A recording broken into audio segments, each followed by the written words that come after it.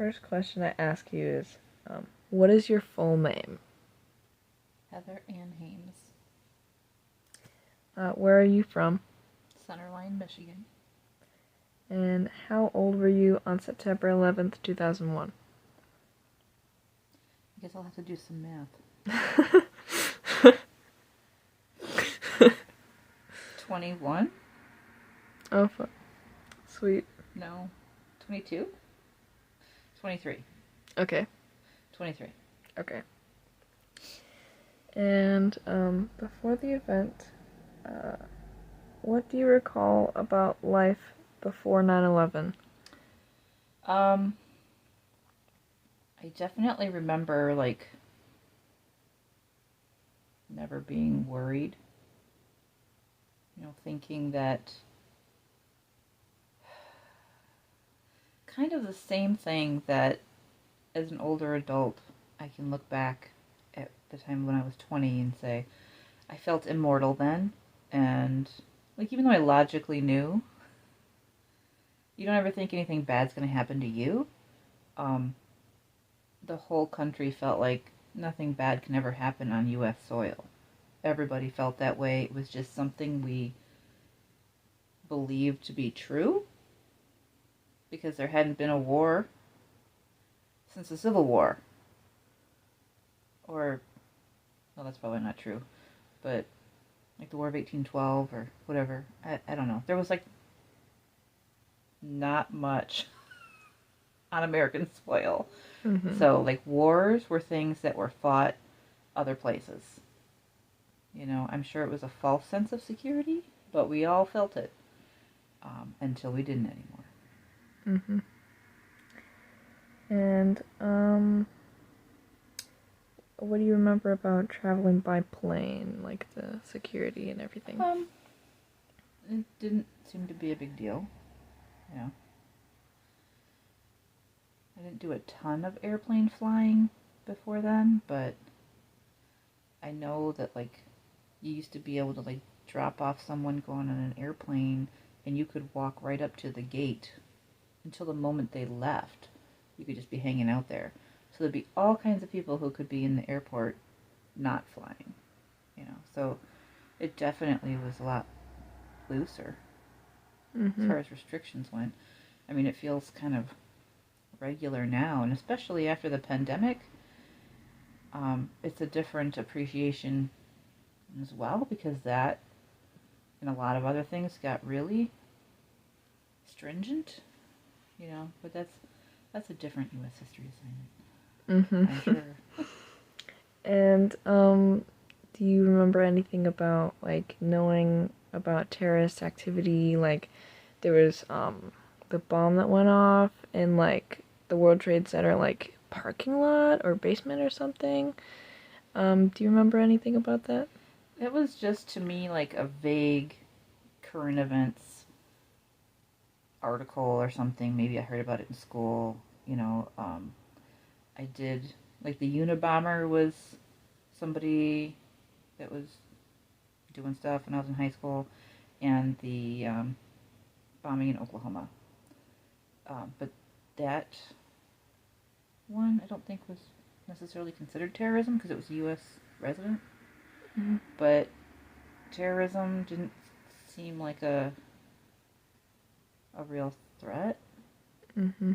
It used to just kind of be something that happened somewhere else, or that it happened in other countries. Something you learned about in current events or social studies or U.S. history, Mm-hmm. like a history class. Mm-hmm. Not a real thing. This could happen any moment. Okay. And what were your first feelings or emotions when you heard about the attacks? Well, at first, I think we all thought it was just like a tragic accident that a plane hit the World Trade Center. It was just like, oh, how terrible! Like, what a terrible thing! That's awful. Gosh, I hope everybody can get out of the building, kind of thing. Um, we had no clue how bad it was going to get. Um, it just seemed like a big tragedy story at first. But as soon as the second plane hit, everybody was just kind of like,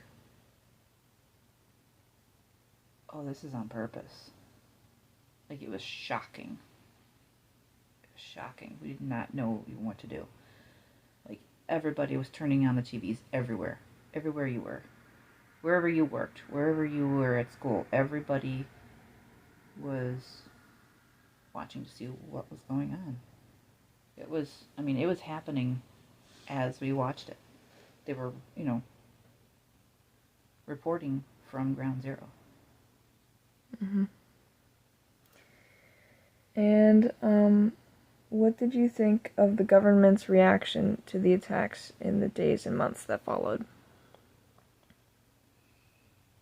I remember there being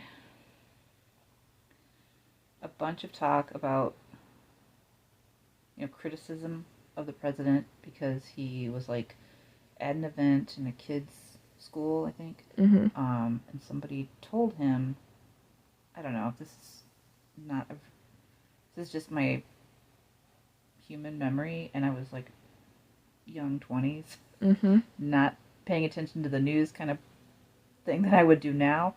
But there was a lot of criticism on the president.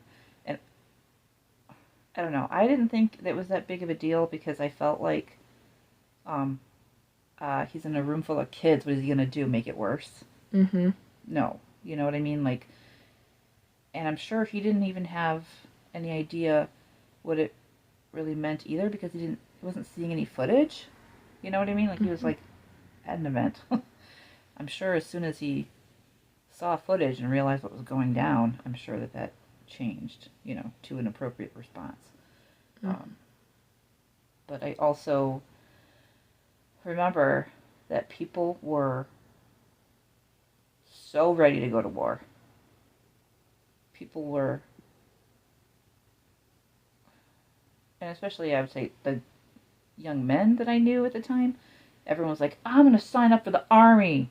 Yeah. And it was kind of weird. But people were ready, really ready to like go and fight. Mm-hmm. And there's criticism too that like, who did this? Like, who's the person that we're really looking for? Everybody was saying it's Saddam Hussein, and then later find out that's not the person they were looking at it being. So I never heard of Osama bin Laden before that. Mm-hmm. But yeah, so people were like upset that we didn't go right to war. Mm-hmm. So they just, I don't know, they were just ready to fight. And did you find out about or how did you feel about the decision to invade Iraq? I guess because I really wasn't a big news follower at the time, I didn't have super strong feelings about it, but I just remember feeling like, gosh, I really hope that they have the right intelligence, for finding that this is,